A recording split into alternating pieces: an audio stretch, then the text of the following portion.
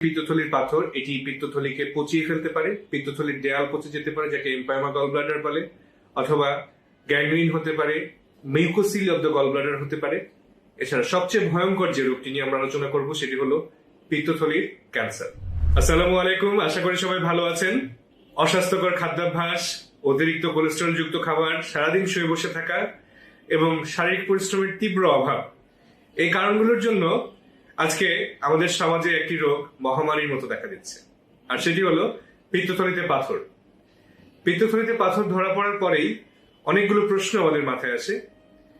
সেগুলো হলো, এখনই অপারেশন করে ফেলতে হবে কিনা, অন্য কোনো উপায়ে এই পিত্তথলির পাথর গলিয়ে ফেলা যায় কিনা, আর আরেকটি প্রশ্ন হলো, এখন যদি অপারেশন না করি কি কি জটিলতার সম্মুখীন হতে হবে আমাকে।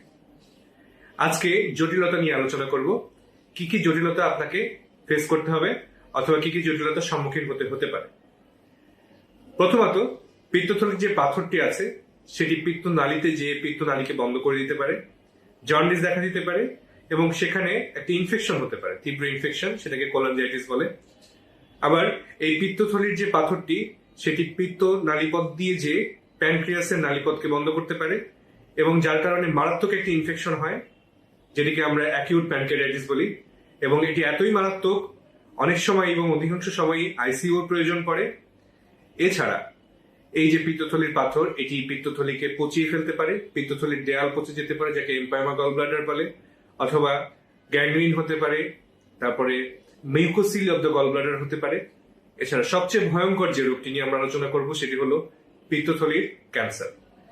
পেটের ভিতরে যতগুলো ক্যান্সার হয় তার মধ্যে সবচেয়ে খারাপতম ক্যান্সারটি হলো পিত্তথলির ক্যান্সার।